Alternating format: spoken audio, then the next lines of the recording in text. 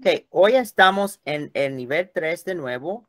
Hemos empezado el nivel 3, doctrina. Hay dos clases de clase en este currículo. Uno es de doctrina y estamos en el libro de doctrina que se llama Liderazgo. La lección 2 se titula El llamado. Entonces, en el llamado, primero tenemos que entender que el llamado se puede definir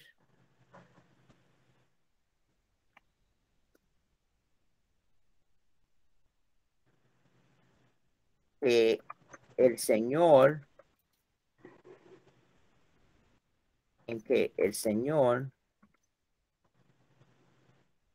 nos pone a cada uno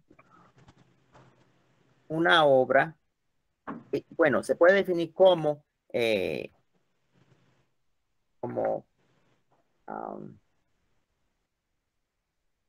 la situación en que el Señor te pone. Pastor, Pastor, disculpe, yo voy a salir y voy a volver a entrar otra vez porque es que no le estoy escuchando nada.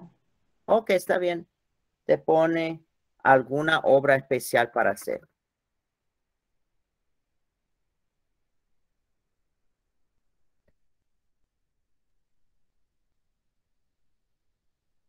O sea que es ¿verdad? El Señor te está poniendo alguna obra especial para hacer.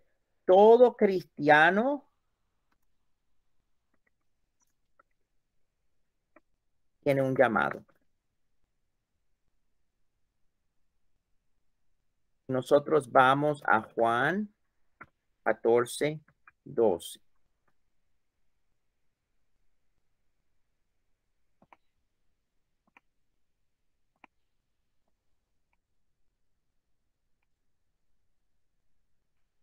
Voy a buscar el versículo, a ponerlo ahí.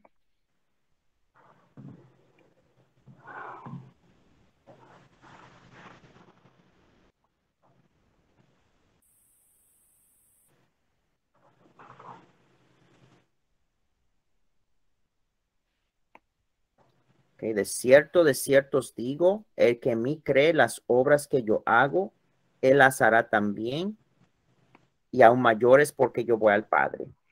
Entonces, todas las personas que creen en Cristo, Dios quiere que nosotros hagamos obra por él. Eso es para todo el mundo. Entonces, hay algo que el Señor quiere que cada uno de nosotros haga. Eso es importante de entender. Todos tenemos un llamado. Vamos también a Marcos 16.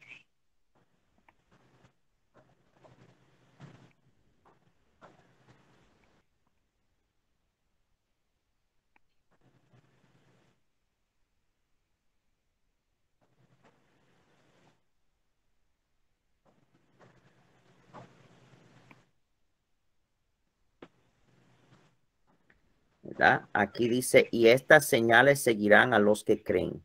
En mi nombre echarán fuera demonios, hablarán nuevas lenguas, tomarán en las manos serpientes y si bebieren cosa mortífera no les hará daño.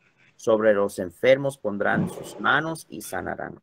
O sea que aquí, interesante de nuevo, no habla de los predicadores, habla de los que creen.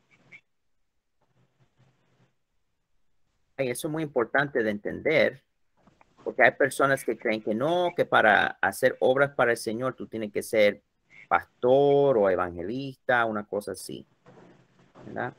Y claro, aquí también apoya de que cada persona que cree tiene la oportunidad de hablar en lenguas. Y aquí también hay que entender si bebieren cosa mortífera. Hay iglesias que desafortunadamente como que tientan al Señor y dicen, no, vamos a coger serpiente en las manos y no nos va a hacer daño. Lo mismo con las cosas mortíferas. Yo creo que más con las serpientes yo he escuchado que cosas mortíferas, pero uno no va a, por supuesto, hacer cosas así porque eso es como tentar al Señor.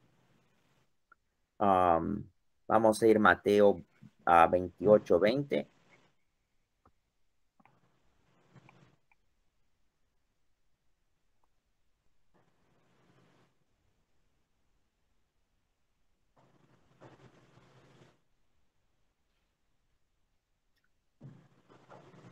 Entonces, él sí está hablando a los 11 discípulos aquí, ¿verdad?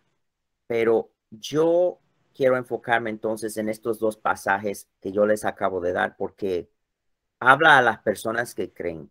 Porque cada persona que cree, cada creyente tiene que entender que tiene un llamado. Yo creo que eso está claro. Ahora, ¿cómo nosotros vamos a cumplir con contestar y cumplir con el llamado? Esa es la otra pregunta que tenemos que contestar. ¿Cómo cumplimos con el llamado? Y de Dios. Y eso es lo que yo quería compartir con ustedes, que es muy importante. Um, Cuando estas clases se terminan, cada uno de ustedes debe de estar ministrando en alguna área. Puede ser que comienzan su propio estudio bíblico, cualquier cosa que el Señor les está preparando para algo, ¿verdad? No solamente para subir de nivel en términos de su posición en el liderazgo o hacerse líderes, en el caso de Ediane y Leslie en la iglesia, pero también tener algún ministerio dentro de la iglesia, debajo de su cargo, o estar tal vez ayudando como asistente, director asistente o director. O sea que para algo te estás preparando. Ahora, el primer paso para cumplir con el llamado de Dios es lo que acabamos de mencionar. Hay que reconocer que tienes un llamado sobre tu vida.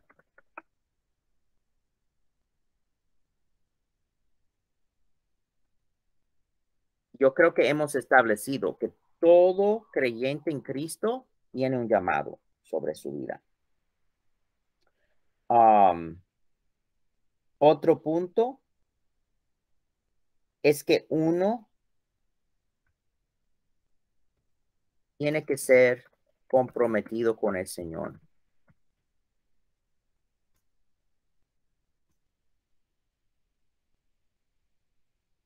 el llamado que te da. Y ahí vamos a mirar varios versículos. Por ejemplo, Isaías 6.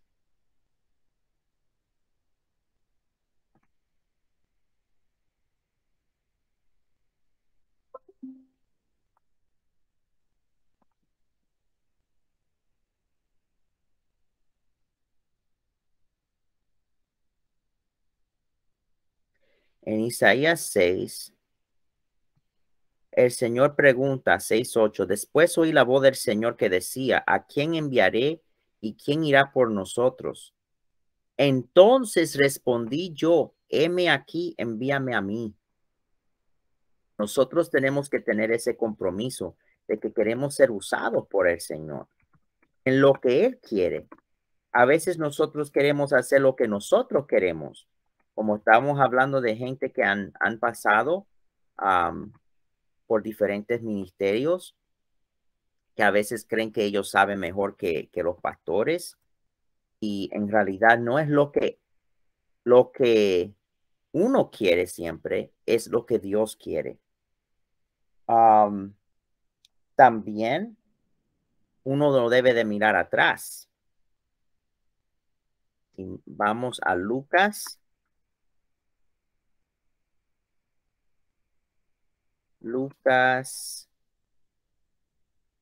7, 9, 62.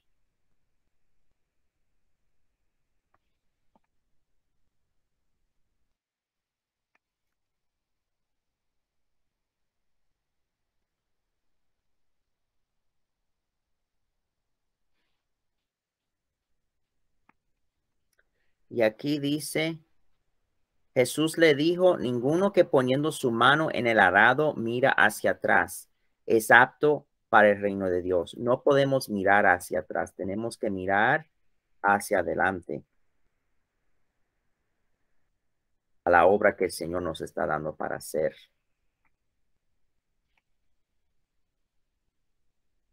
Eso es muy importante.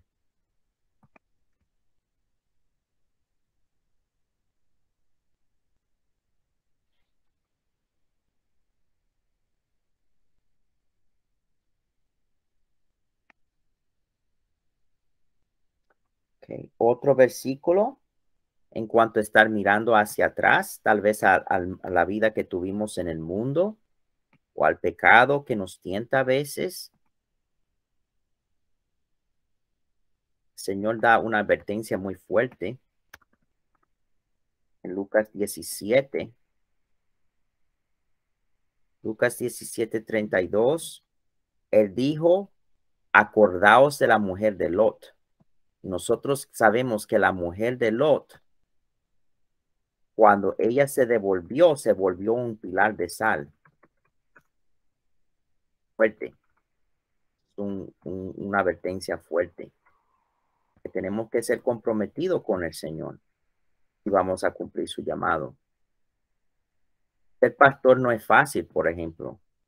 Y yo he tenido que muchas veces, ¿verdad? Yo no puedo estar mirando hacia atrás, yo tengo que estar comprometido, yo no puedo, es como yo estaba diciendo, yo no quiero, si yo voy a cumplir el llamado que el Señor tiene para mí de entrenar a las personas, de cuidar a las personas, yo tengo que tener el compromiso y ese compromiso es un compromiso continuo.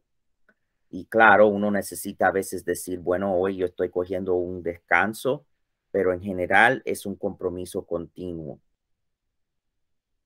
Otra cosa que uno necesita es ser una persona humilde o quebrantada.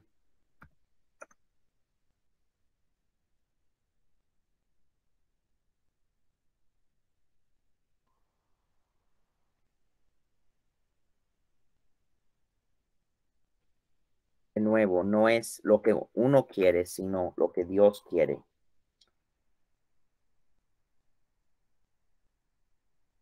Un ejemplo de un versículo muy interesante acerca de quebrantamiento y la humildad y hacer la voluntad de Dios en vez de la voluntad de uno. Juan 12. Juan 12:24. De cierto os digo, que si el grano de trigo no cae en la tierra y muere, queda solo. Pero si muere, lleva mucho fruto. O sea que nosotros tenemos que morir a lo que nosotros queremos. A veces es muy difícil. El Señor le gusta que uno tenga carácter, pero ese carácter tiene que ser moldeado en las manos del Señor. Cuando tenemos carácter moldeado en las manos del Señor, entonces podemos llegar a hacer muchas cosas para Dios. Uno de mis pasajes favoritos de la Biblia se encuentra en Filipenses 3.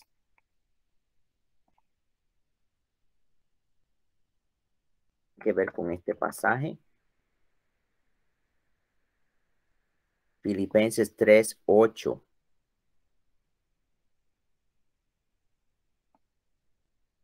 Yo lo voy a copiar, lo voy a poner en grande, que este pasaje es tan importante. Está haciendo esto así, pero ok.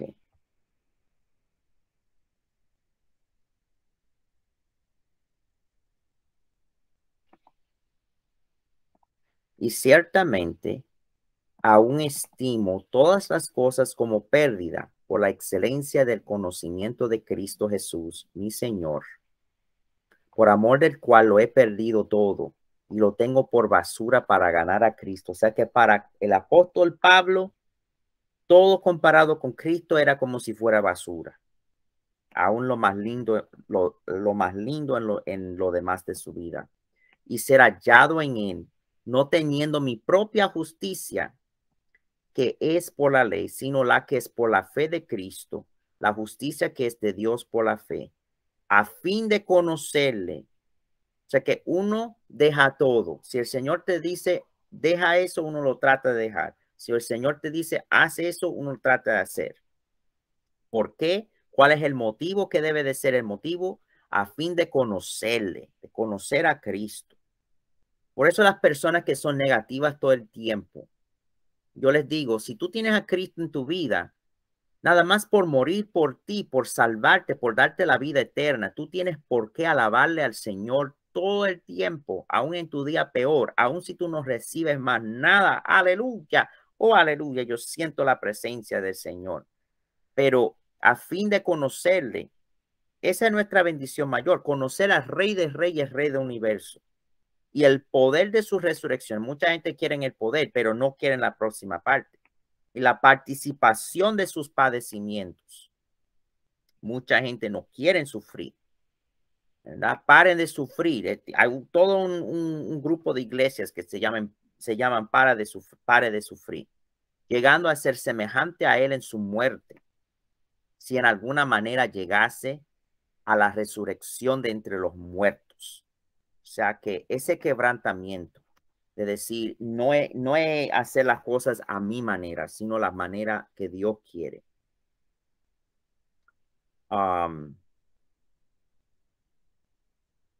Entonces, otra cosa que necesitamos es la unción de Dios.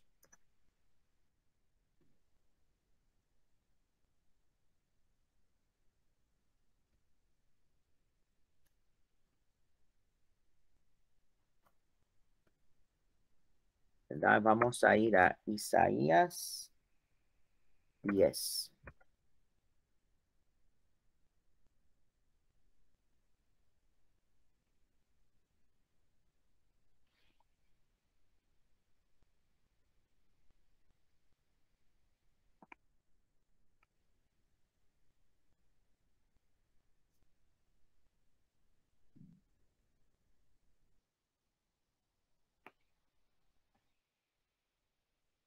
Aquí.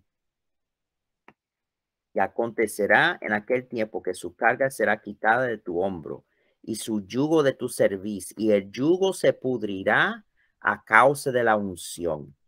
Entonces, ayudar a la gente, librar a la gente, eso va a pasar con la unción, solamente con la unción del Espíritu Santo. No podemos hacer esto en nuestra propia fuerza.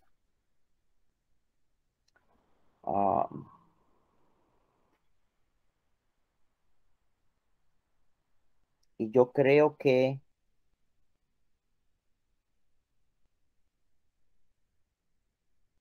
estoy mirando aquí.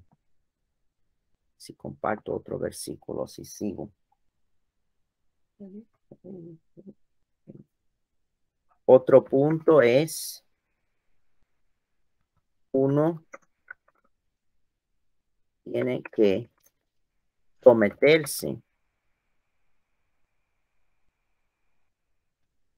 a las autoridades que Dios pone sobre nosotros,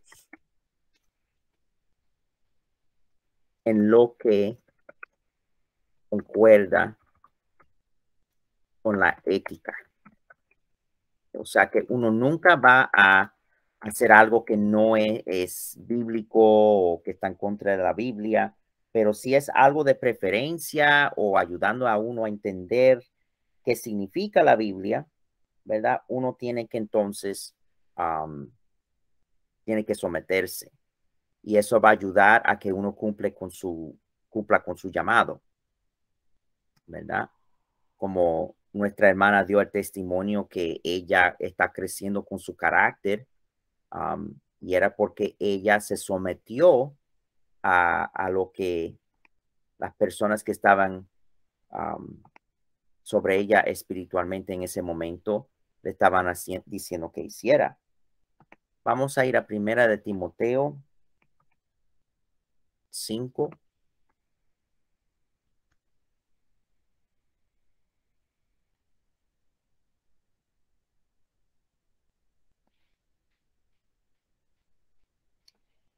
¿verdad?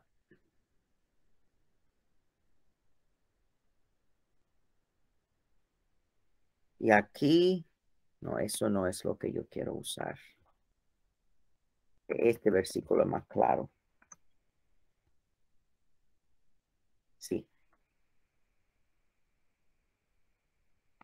Y este es fuerte, porque la gente creemos a veces que sabemos mejor que otras personas.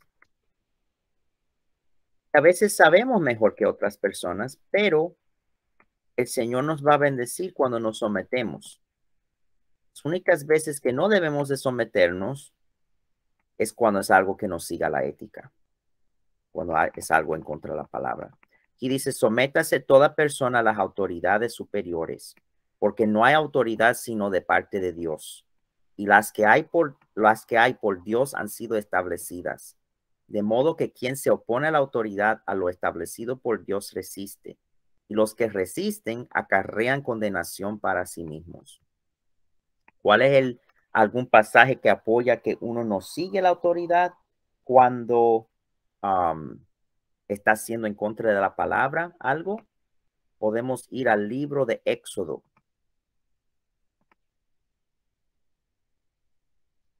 Y este pasaje también apoya la idea de la mentira piadosa. No debemos estar en mentira, pero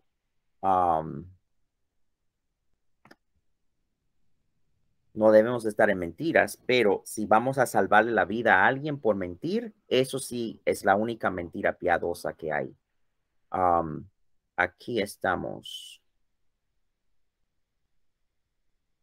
Éxodo 1:15. Imagínate, y habló el rey de Egipto a las parteras de las hebreas, una de las cuales se llamaba Cifra y otra Fua, y les dijo, cuando asistáis a las hebreas en sus partos y veáis el sexo, si es hijo, matadlo, y si es hija, entonces viva.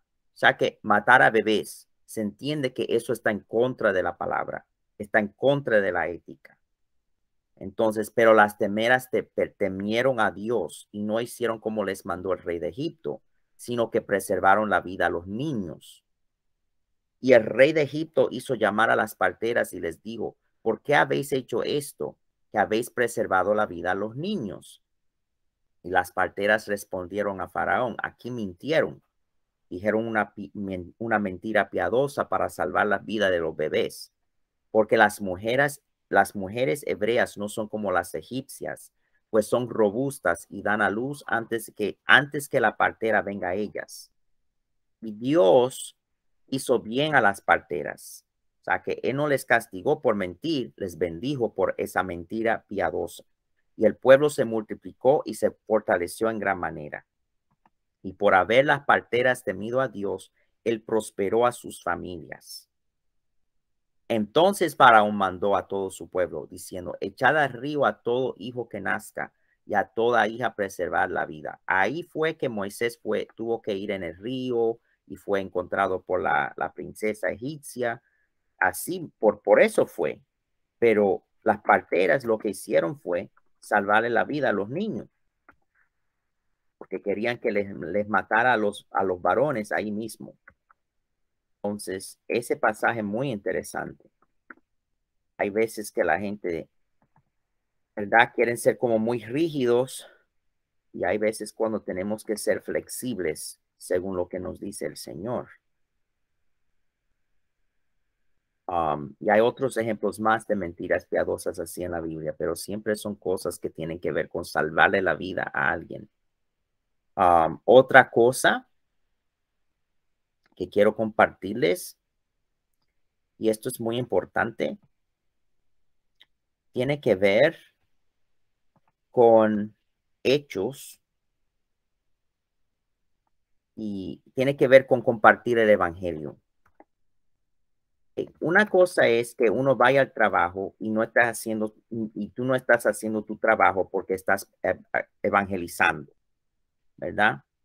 Otra cosa es que la gente te diga, tú no puedes hablar nada de Cristo, tú no puedes orar antes de comer, ¿verdad? Tú no puedes dar tu opinión. Ahí uno eso ya no es bíblico, ya eso es en contra de la Biblia, ¿verdad? Entonces vemos aquí,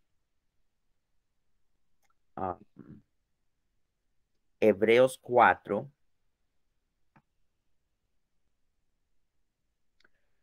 los líderes judíos religiosos le dijeron a Pedro y a Juan, y llamándolos les intimaron que en ninguna manera hablasen ni enseñasen en el nombre de Jesús. Mas Pedro y Juan respondieron diciéndoles, juzgad si es justo delante de Dios obedecer a vosotros antes que a Dios, porque no podemos dejar de decir lo que hemos visto y oído, ¿verdad?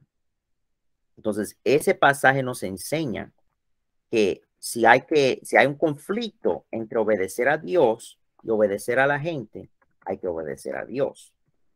¿Ah? Pero cuando no hay ese conflicto, debemos de someternos a las autoridades que Dios pone sobre nosotros. Y eso es muy importante de entender. Y nosotros vamos a poder cumplir con nuestro llamado si nosotros hacemos eso mismo. Yo empecé, por ejemplo, a predicar. Yo empecé un servicio en español en otra iglesia donde yo asistía, que después se convirtió en la iglesia cristiana de Amor Abundante. No fue mi idea, fue mi pastor principal, mi pastor mentor, que me dijo, ¿y por qué? Porque yo estaba traduciendo los servicios en inglés y él me dijo por audífono, me dijo, ¿por qué tú no empiezas un servicio en español? Entonces, toda la idea fue de parte de él. Yo jamás anteriormente había pensado que yo iba a estar en el ministerio. Entonces, tenemos también ahí otro punto muy importante en términos um, de someterse a las autoridades. Tenemos que recordar esto. Y esto es algo que mi suegra ha dicho a sus hijos, ¿verdad? ¿Cómo es? Hijo serás, hijo eres, padre serás. O sea que cuando se portaban mal o le daban problemas, hijo eres, padre serás. Así mismo es. Lo que sembramos es lo que vamos a cosechar después. Las personas que creen que van a estar debajo de un pastor, por ejemplo, y le van a dar problemas al pastor y van a decir, no, yo sé mejor que tú. Después, cuando tengan su propio ministerio, van a experimentar lo mismo. Aún la gente que se portan bien van a experimentar ese problema, pero peor va a ser para las personas que no querían respetar las cosas sanas que le decía su pastor. Entonces, porque hay veces que la gente en el ministerio mismo también tienen sus problemas, sus luchas, y a veces están equivocados y no dicen cosas sanas, no dicen cosas que son del Señor. No os engañéis. No os engañéis, Dios no puede ser burlado, pues todo lo que el hombre sembrare, eso mismo segará. Uno siembra la sujeción a las autoridades sobre uno, va a ser la sujeción que uno muchas veces cosecha después. Entonces, gloria al Señor. Yo quiero también, dentro de quebrantamiento y la humildad, quiero incluir otro pasaje. Ya yo creo que yo entiendo porque estas citaciones están pequeñas, estaban como índices superiores en vez de letras normales puestas. Ok, quebrantamiento. ¿Dónde está el quebrantamiento? Aquí. Someterse. Yo voy a hacer una búsqueda mejor. Humilde. Ok. Entonces ya, si nosotros, se me fue. Fine. No, humilde. Ok. Entonces, otro versículo importante en esta área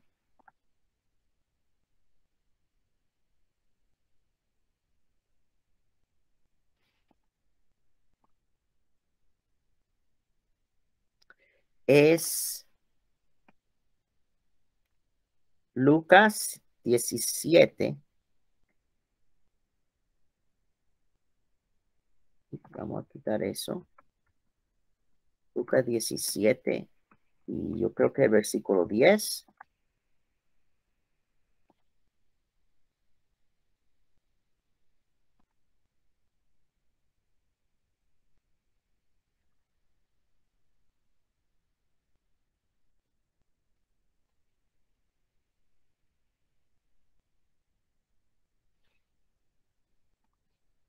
Aquí dice, versículo 9. ¿Acaso da gracias al siervo porque hizo lo que se le había mandado? Pienso que no. Así también vosotros, cuando hayáis hecho todo lo que os ha sido ordenado de sí, siervos inútiles somos, pues lo que debíamos hacer hicimos. Muchas veces la gente en la iglesia esperan como recibir como halagos del pastor y eso es bonito y a mí me gusta ser una persona agradecido, pero tenemos que recordar que estamos haciendo las cosas para el Señor y en realidad no debemos de necesitar ningún halago por eso, ¿verdad? Y junto con ese pasaje es Colosenses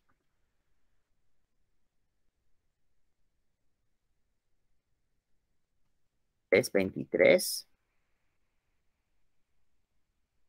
A mí me encanta porque es uno de los pasajes que me ha mantenido en el ministerio todos estos años.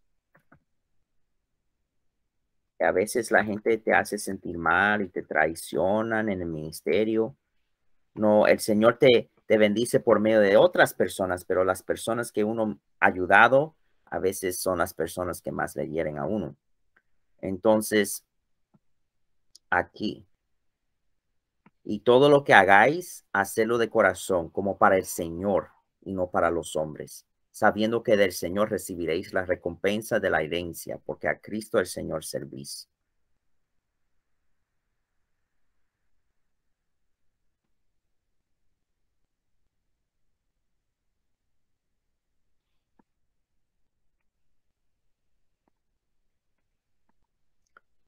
O sea que um, eso también es muy importante. Ya yo he hablado de cómo cumplir con el llamado, y vamos a tener más información acerca del llamado, pero yo he llegado a un punto muy bueno para parar, para coger las preguntas y los comentarios de las personas cogiendo la clase en este momento. Ok, salió en nuestro tiempo de preguntas y comentarios un punto muy interesante. Y yo voy a agregar aquí. Mencionamos Colosenses 3:23, que uno hace las cosas para Cristo, pero en realidad, para poder cumplir con el llamamiento, el llamado de Dios, uno tiene que estar enamorado de la Santa Trinidad. Eso es muy importante.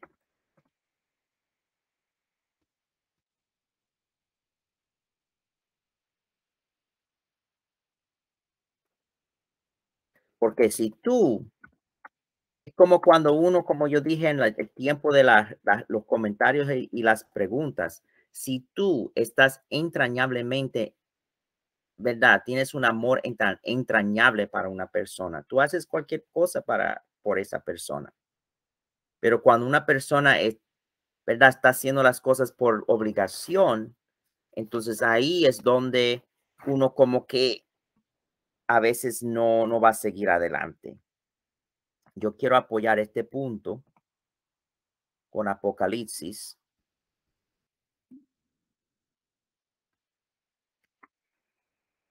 Es cuando Jesús habla a las 7 iglesias. Es la iglesia que ha perdido su primer amor. Me acuerdo recuerdo si es el 2 o el 3. Es el 2. Ok. Entonces aquí dice, yo conozco tus obras y tu arduo trabajo y paciencia y que no puedes soportar a los malos y has probado a los que se dicen ser apóstoles y no lo son y los has hallado mentirosos y has sufrido y has tenido paciencia, has trabajado arduamente por amor de mi nombre y no has desmayado. Pero tengo contra ti que has dejado tu primer amor. Recuerda, por tanto, de dónde has caído y arrepiéntete y haz las primeras obras, pues si no, vendré pronto a ti y quitaré tu candelero de su lugar si no te hubieres arrepentido. Entonces, eso es muy importante, tener ese primer amor. Apocalipsis.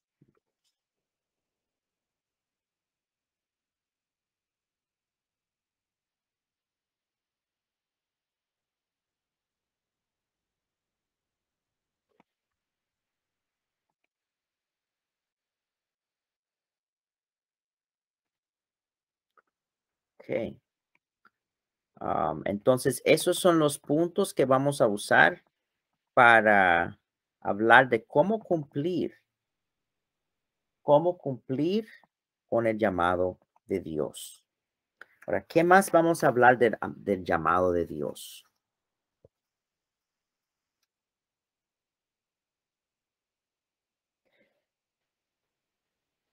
El llamado de Dios en realidad no importa ni tu cultura, ni tu educación, ni tus riquezas, ni tu posición social. Lo que importa es que uno esté dispuesto a dejarse moldear por el Señor para luego ser enviados por Él. Entonces, lo que importa.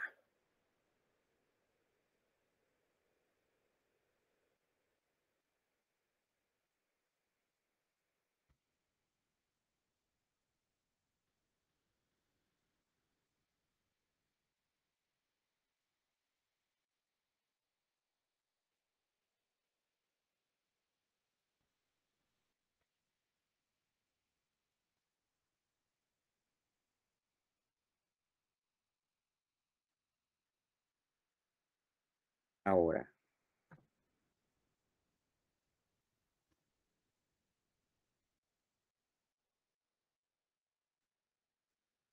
un ejemplo muy poderoso es también en Hechos 4, que miramos ya Hechos 4. Nos vamos a volver ahí para subrayar este punto. Hemos tenido gente que han pasado por la iglesia, que se creyeron superiores porque tenían más educación académica que algunos de los líderes en la iglesia y se creyeron superiores, pero en el reino de Dios no importa si tú tienes tu título universitario o no, eso puede ayudar al desarrollo de tus dones, pero eso no es la base, no es lo más importante de desarrollar la unción del Señor en tu vida. Por ejemplo, los apóstoles, Pedro y Juan, los líderes religiosos judíos, ¿qué pasó con ellos? ¿Qué pensaban de Pedro y Juan? Versículo 13, Hechos 4:13. Entonces, viendo el denuedo de Pedro y de Juan, y sabiendo que eran hombres sin letras y del vulgo, no eran gente estudiada, Pedro y Juan, se maravillaban y les reconocían que habían estado con Jesús. Entonces, eso es importante recordar, porque tú puedes tener todos los títulos y no tener la unción. Y tú no puedes tener ningún título y tener la unción. Eso es muy importante de recordar. Yo hago estos entrenamientos para que las personas, y son prácticos, los entrenamientos son prácticos porque para mí lo que más importa no es que, no, que yo sepa toda la teología y todas las teorías, sino tú vas a poder alcanzar almas. Si tú estás en entrenamiento para ser pastor, por ejemplo, tú puedes hacer los servicios que los pastores tienen que hacer, las ceremonias como una boda, como una dedicación de bebé, un funeral. Tú puedes hacer esas cosas. O sea que para mí esas cosas prácticas en el entrenamiento, en el ministerio, son las más importantes. Am, y también, por ejemplo, para calificar, uno de los requisitos, si uno mira las normas para que una persona sea puesto como ministro en la iglesia, es o que haga algún milagro verificado, no nada más que uno ora y que el Señor haga provisión por medio de esa oración, sino un milagro. O sea, que por ejemplo, mi mamá que ha orado por la gente y se han sanado sin medicina. Eso es hasta una señora que se tuvo que hacer una operación en la pierna, en la rodilla, y después de que mi mamá oró, y era una señora judía que ni siquiera quería que mi mamá orara en el nombre de Jesucristo. Entonces mi mamá dijo, bueno, yo oro en silencio porque tengo que usar el nombre de Jesucristo. Y esa señora volvió al doctor y le dijo, ya no necesitas la cirugía. Yo no sé qué fue lo que tú hiciste, pero ya no necesitas la cirugía. Esas clases de cosas son milagros que son obras sobrenaturales. Si el Señor te usa para hacer obras sobrenaturales, o si tú eres una persona que ha dirigido, vamos a suponer como María, que ha dirigido el ministerio de los jóvenes por más de un año, bueno, ahí ya se ve que la persona se está preparando para algo más grande, ¿verdad? Y entonces estos entrenamientos son nada más para que la persona esté lo más preparado posible, porque lo que yo nunca quiero hacer es poner a las personas a hacer cosas para las cuales no están preparadas, porque ahí es donde las personas caen, ¿verdad? Y no solamente es, no que yo cumplí con este llamado, es cómo tú cumpliste con el llamado. ¿Cumpliste con el llamado con gozo o cumpliste con el llamado en tristeza? Se me olvidó. Yo espero que no se me haya borrado el otro que yo tenía, pero el otro documento que yo había tenido. Am, pero eso es muy importante de que uno, ¿verdad? Am, de que uno sea entrenado prácticamente y ver aquí cómo es que no importa tu trasfondo, ¿verdad? Mi mamá no tiene título universitario de 4 años, tiene un asociado. Reverendo Luis y Juana no tienen título universitario, pero ellos están más preparados para el ministerio que otras personas que han pasado por la iglesia, que tienen, y gente que están en la iglesia, que tienen título universitario, porque tienen un entrenamiento práctico y tienen la unción del Espíritu Santo sobre todas las cosas, para los cargos que están ejerciendo. Entonces, am, eso es muy importante de recordar. Am, sí.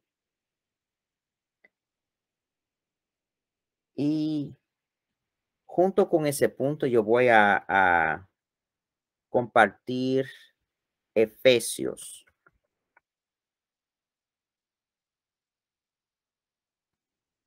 Efesios 4:7.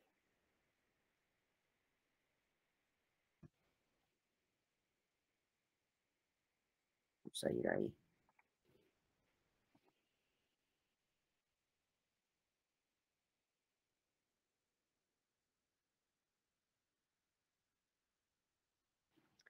Pero a cada uno de nosotros fue dada la gracia conforme a la medida del don de Cristo.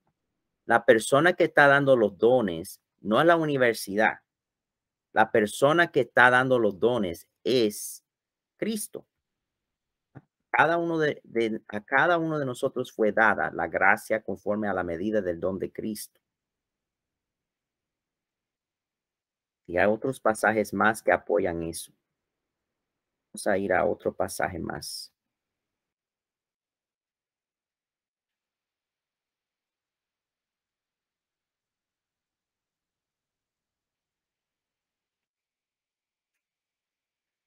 Es en Efesios 4 también. Efesios 4:11. Aquí dice, Bueno, y él mismo, hablando de Cristo, constituyó a unos apóstoles. No es la universidad, a otros profetas. La universidad puede ayudarte a desarrollar tu don, pero eso no te da tu don. A otros evangelistas, a otros pastores y maestros, a fin de perfeccionar a los santos, para la obra del ministerio, para la edificación del cuerpo de Cristo. O sea que muy importante entender que, y eso nos libera, porque algunas personas dicen, bueno, yo no tengo título en teología, como el pastor Antonio, o lo que sea. Eso eso no es lo más importante en términos de, de recibir el llamado. O sea que no importa tu trasfondo, lo que importa son otras cosas como tu compromiso con el Señor. Vamos a seguir a otro punto.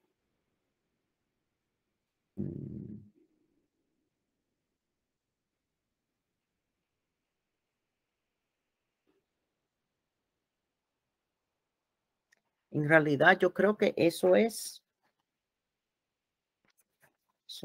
básicamente todo, porque ya hemos visto que cada uno de nosotros tiene un llamado y, y es una obra concreta, ¿verdad? Una tarea concreta que el Señor tiene para nosotros. Um,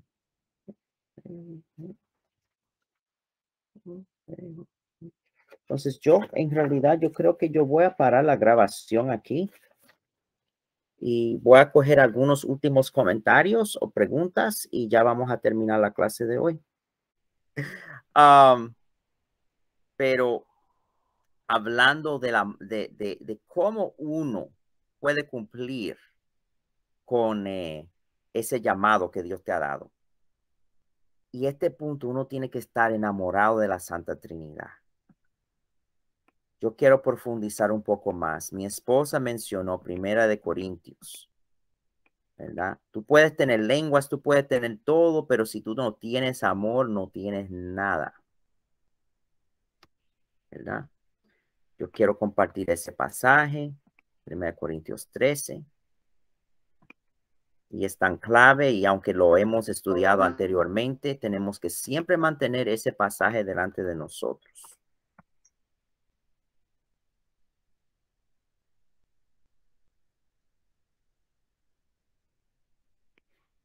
Si yo hablase lenguas humanas y angélicas y no tengo amor, vengo a ser como metal que resuena o címbalo que retiñe. Y si tuviese profecía y entendiese todos los misterios y toda ciencia y tuviese toda la fe de tal manera que trasladase los montes y no tengo amor, nada soy. ¿Verdad?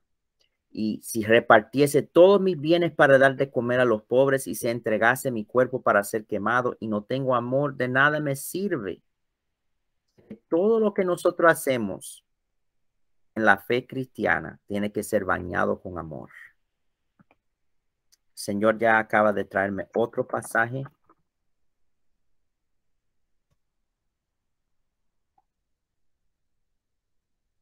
Ese amor es para con la gente, pero también es para con Cristo.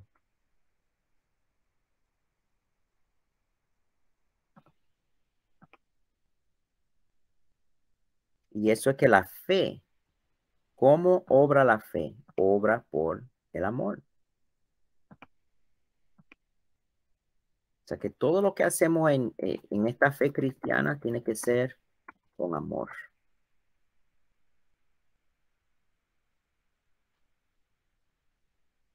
Es el 6, no el 5, es 5, 6, 5. Se me confundo los números. No, yo no lo encuentro ahí. Es la fe, obra. En Gálatas, yo sé que Gálatas, sí. 5, 6, eso es. Gálatas 5, 6. Porque en Cristo Jesús ni la circuncisión vale algo, ni la incircuncisión, sino la fe que obra por el amor. Nuestra fe obra por el amor. Nuestra creencia tiene poder por el amor. Lo que no se hace con amor no se debe de hacer. Y eso me lo recordó mi esposa también, me lo enseñó. El más grande, más profundo. Como yo dije, en el tiempo de preguntas y comentarios, el hecho de que yo soy el pastor principal no quiere decir que yo no aprendo de las demás personas. Al contrario, uno hasta de sus propios hijos debe aprender, y aunque estén pequeños, aprendemos los unos de los otros, y eso le da el ejemplo a los hijos, que cuando tengan hijos que también que aprendan de ellos. Bueno, el último pasaje que quiero compartir como parte de este mensaje es acerca del amor. Y yo les dije a las personas en la clase que este pasaje, cuando yo me he querido rendir en el ministerio, muchas veces me he recapacitado con este versículo, con este pasaje. En Juan, si me acuerdo bien, es Juan 20.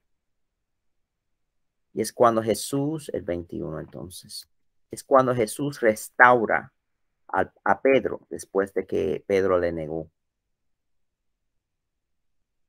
Y es Juan 21:15. Cuando hubieron comido, Jesús dijo a Simón Pedro: Simón, hijo de Jonás, ¿me amas más que estos? Le respondió: sí, Señor, tú sabes que te amo. Él le dijo: apacienta mis corderos. O sea que si uno va a decir, no, yo te amo tanto, ¿cómo uno lo demuestra al Señor? Haciendo lo que el Señor te ha mandado a hacer. Y Señor, si el Señor nos ha mandado a cada uno a apacentar algunos corderos, puede ser nuestros hijos, puede ser alguien que tú estás discipulando o orando por esa persona para que reciba a Cristo o para que vaya a la iglesia. Pero en mi caso también es ser pastor. Entonces, ¿cómo yo voy a dejar el pastorado hasta que el Señor no me diga, no, es tu tiempo de jubilarte de esa posición, o es tu tiempo de irte conmigo? ¿Cómo lo voy a hacer? Entonces no le amo tanto. Y él se lo repitió esa pregunta: Simón, hijo de Jonás, ¿me amas? Pedro respondió: sí, Señor, tú sabes que te amo. Le dijo: pastorea mis ovejas.